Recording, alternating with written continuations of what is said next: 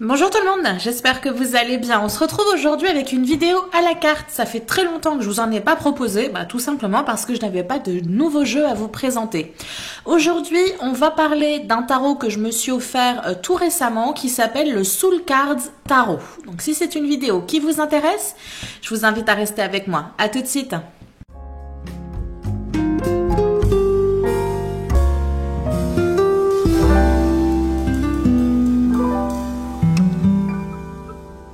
Donc le jeu a été créé par 3 personnes. J'ai découvert moi ce jeu via le compte Instagram de Corina Nika.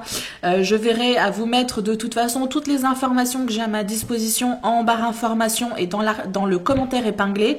Et je vais peut-être voir à vous mettre sur le côté ici un visuel de son compte Instagram parce que franchement ça vaut le coup. C'est une belle illustratrice et on retrouve d'ailleurs on retrouve sa patte, on retrouve son style dans les cartes, donc n'hésitez pas à aller y faire un tour. Pour ce qui est de Christine Fredheim et de Eva Ekelund, je suis désolée, je ne connais pas ces madames, donc du coup je les découvre au travers de ce jeu. Ce jeu-là qui a la particularité, je vous montrerai les cartes un peu plus tard, mais qui a la particularité, d'avoir des arcanes, qu'elles soient majeures ou mineures, qui soient symboliques et non pas illustré comme vous avez l'habitude de l'avoir. Donc chaque arcane va avoir une symbolique particulière. Donc je trouve ces dessins juste magnifiques. Je pense qu'on pourrait essayer d'aller chercher des symboles très spécifiques au niveau de chaque carte. Je ne me lasse absolument pas de regarder ce jeu-là. Comme je vous l'ai dit, ça fait très longtemps que je me cherchais un jeu sur un fond de cartes noir. J'avais certains jeux qui me faisaient un peu de l'œil, mais il y avait toujours quelque chose qui me dérangeait, soit dans le style de dessin qui était choisi, etc.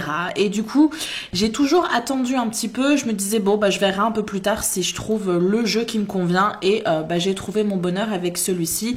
Et comme je vous ai dit, je suis tombée littéralement amoureuse. On est sur un tarot. Donc, qui dit tarot dit 78 cartes, 22 majeurs que vous avez là et je vais vous présenter tout à l'heure les arcanes mineurs qui sont comme d'habitude au nombre de 56. On est sur une base Rider-Waite. Donc qui dit Rider-Waite dit automatiquement quelques modifications par rapport au tarot de Marseille nommé Tarot de Marseille. La première différence, déjà c'est que le jeu sera en anglais, ça c'est pas si dramatique que ça. La première différence c'est que les noms de certaines arcanes sont changés. On ne va pas avoir le mât, on va avoir le fou. On ne va pas avoir le battleur mais le magicien. On va pas avoir la papesse mais la haute prêtresse. Et on va avoir quelques arcanes comme ça qui vont différer. On ne va pas avoir les amoureux, on ne va pas avoir l'amoureux, mais les amoureux. On ne va pas avoir la maison Dieu, on va avoir la tour. Bref. Je vais m'arrêter là, il y a quelques modifications à avoir, du coup la signification de la carte peut varier également, donc à vous de savoir vous adapter. Autre modification très significative également, c'est que l'arcane de la justice et l'arcane de la force sont interchangés au niveau de l'ordre dans lequel elles apparaissent dans le jeu.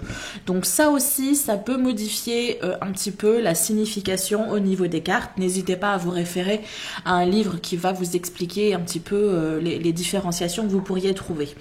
Autre changement que l'on peut rencontrer au niveau de ce jeu-là, et la plupart des Rider-Waite, c'est qu'on n'a pas une numérotation en chiffres romains, mais en chiffres classiques, en chiffres arabes. Du coup, on va perdre un petit peu de la symbolique au niveau de la numérologie, mais je pense que vous pouvez quand même vous amuser à faire de belles interprétations avec ça. Je vous ai dit qu'on est sur une base de Rider-Waite, mais on a quand même un petit quelque chose de tarot de Marseille. Pour ceux qui ont l'habitude d'utiliser le tarot de Marseille, vous le savez, chaque arcane mineur, et notamment au niveau des numéraires, est représenté par la couleur, le symbole de la couleur en tant que tel. Donc on va avoir les coupes, les deniers, les bâtons et les épées. Ici, donc dans le Rider-Waite, à la différence, chaque arcane mineur est illustré avec un petit tableau qui nous permet d'expliquer, d'interpréter la carte. Dans ce jeu-là, on trouve un peu le même style que le tarot de Marseille, c'est-à-dire qu'on du coup, on va retrouver le symbole de la famille, de la couleur correspondante, qui est du coup décliné en fonction des différentes cartes. Donc quand on a le 2 d'épée, on va avoir les 2 épées. Quand on a le 3 d'épée, on va se retrouver avec les 3 épées, etc., etc., etc. Et vous avez les cartes de cour également qui représentent le symbole, la figure en tant que telle. Le jeu en tant que tel vient au prix de 55 $ et vous avez des frais de port qui sont assez élevés, à savoir de 12 $. Sur le site, vous allez trouver le jeu en 2 versions. Vous allez avoir la version que moi je vais vous présenter, à savoir fond noir et dorure. Et vous avez également une version qui est beaucoup plus douce, qui est un fond rose poudré, un rose assez clair, toujours avec les dorures. Donc ça vous donne 2 identités, 2 styles, 2 énergies complètement différentes au niveau des jeux. Donc à vous de voir celle qui correspond le plus à ce que vous avez besoin et à ce que vous aimez. Le jeu en tant que tel se présente dans une boîte format cloche en carton rigide. C'est une très jolie boîte qui d'ailleurs reprend le design que vous retrouvez en arrière de vos cartes. Il n'y a pas de livret dans le jeu. Par contre, vous pouvez retrouver les explications de chaque arcane, qu'elle soit majeure ou mineure, sur le site. Vous avez le détail à chaque fois. Cela dit, on n'est pas sur une explication très différente de ce que l'on peut rencontrer à peu près n'importe où et dans n'importe quel livre. Donc, à voir si vous avez envie d'aller faire un tour sur le site. Sinon, vous pouvez vous référer aux références que vous avez. Vous référez aux références. Vous référez aux ouvrages que vous avez déjà à votre disposition. Et ensuite, j'ai envie de vous dire, à vous d'aller chercher des symboliques sur les différents motifs qui sont proposés. À vous d'aller faire des correspondances et du coup de trouver une interprétation qui vous corresponde. Donc comme vous le voyez, mes cartes, moi, sont sur le fond noir. C'est un toucher assez doux. Le noir est un noir mat. Ce qui du coup fait que ça marque énormément au niveau des traces. La boîte en tant que telle, c'est juste une horreur, ça marque un truc de fou. Mais bon, à côté de ça, comme vous le voyez, les cartes sont juste magnifiques. Moi, je pourrais passer des heures à passer d'une carte à une autre et puis à essayer, comme je vous disais tout à l'heure, d'aller chercher les différentes symboliques des différents dessins. C'est assez joliment fait. Les tranches sont également en doré, mais un doré beaucoup plus brossé, un peu plus mat que le doré qui est vraiment très brillant sur les cartes. La dimension du jeu est à peu près similaire à un tarot de Marseille. On est peut-être sur quelque chose d'un tout petit peu plus large que le tarot de Marseille, mais on est à quoi, 5 mm, quelque chose comme ça. J'ai rien d'autre de plus à vous dire sur le jeu en tant que tel. Donc du coup, on va pouvoir passer à la présentation des cartes une à une. Et du coup, je vais zoomer pour que vous puissiez bien voir. Et on va faire tout ça en musique comme d'habitude. J'espère que je n'aurai pas trop de problèmes pour vous montrer du coup les motifs. Parce que comme vous le voyez, ça brille énormément. Donc je vais être obligée de bouger les cartes de cette façon pour que vous puissiez bien voir chaque détail. Et que du coup les reflets n'empêchent pas de voir le symbole qu'il y a sur la carte. Voilà, j'ai envie de dire c'est parti.